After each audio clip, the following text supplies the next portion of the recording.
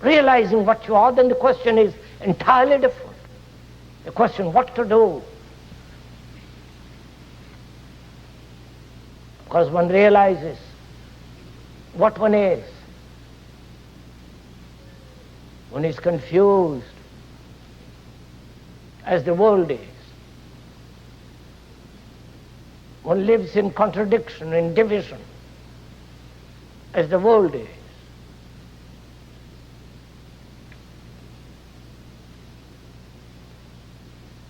And without understanding oneself, not only at the conscious level, but also very much deeply, very profoundly,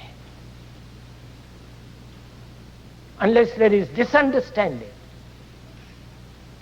not according to some analyst, Freud, Jung, or your own particular pet analyst, but to understand yourself as you are. And in the understanding of that, the question of what you are to do becomes entirely different. Because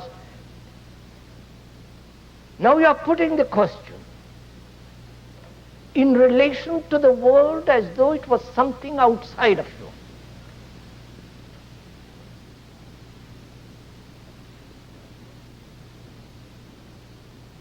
To what political party you should join, to what group, the pacifists, and so on, to what group, to what section. So you are putting the world as something outside of you. But when one realizes, not verbally, not as an idea, but actually, when one realizes that one is the world,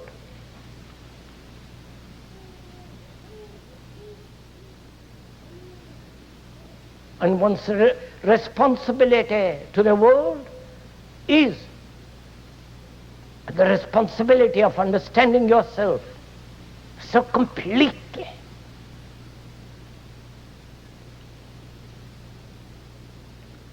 And then your question, what to do, has quite a different meaning.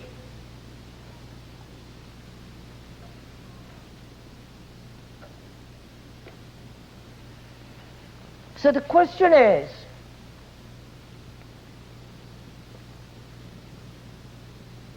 how to observe.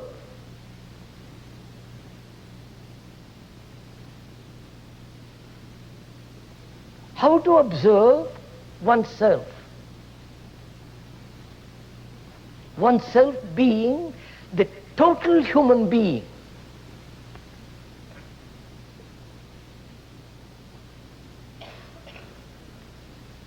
You are not an American, though you may have the label as the American. And a man coming from India may call himself an Indian with his particular label, with his particular superstitions and beliefs. But when you scratch or push aside all that, he is an ordinary human being like you and me, like a dozen others. So the question is, how do you observe yourself?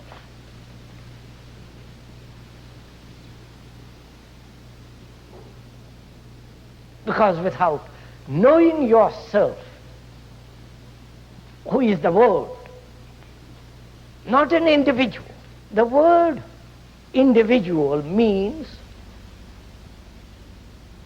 a total entity, indivisible.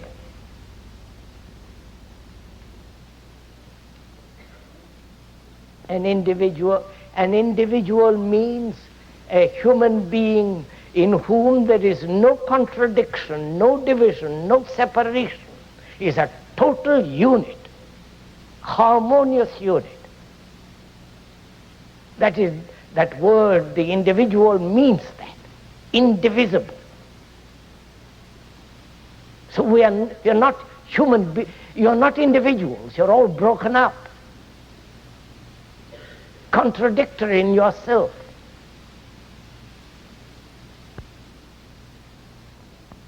So, how are you to look at yourself? Please do listen to this. It's quite absorbing, this. It demands a great deal of intelligence. It's great fun. Much more fun than any book.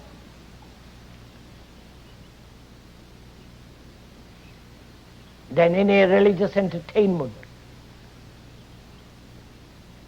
Than any philosophy. As we are broken up human beings in ourselves, contradictory desires,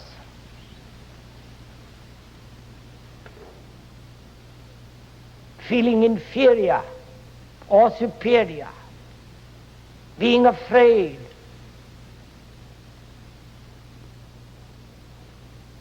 having no love, feeling lonely, fragmented, not only superficially but deeply. How are you to observe? One fragment, observe the rest of the fragments?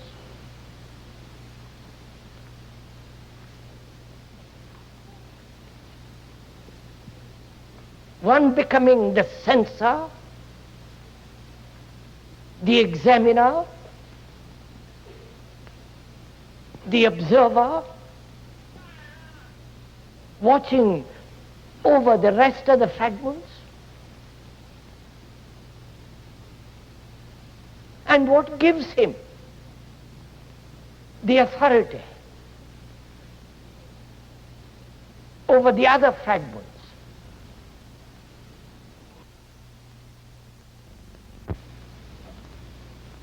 So the question is,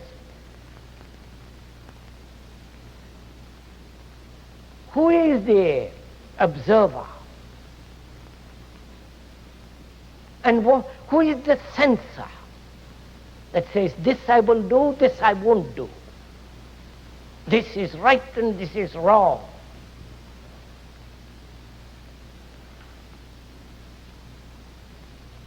This path I will take and I won't tread that path. I'll be a pacifist with regard to this war, but I have other favorite wars.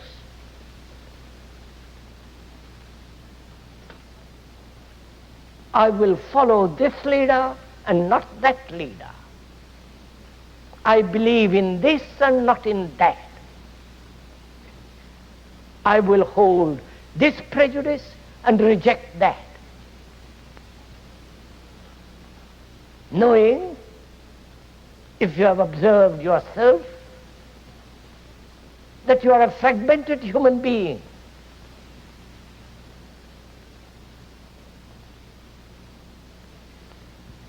And therefore, being fragmented, contradictory, living in constant conflict,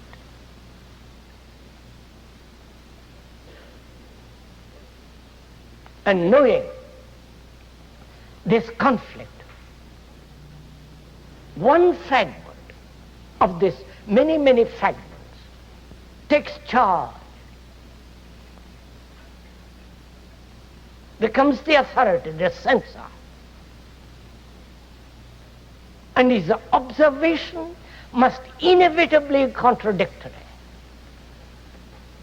Right? I hope you're following all this.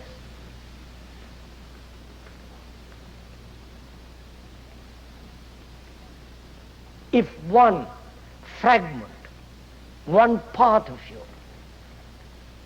assumes the authority of the analyzer, over the other fragments, why has he assumed that authority? And can he, one fragment, analyze the rest of the other fragments? You're following all this. See how dreadfully complex it has all become.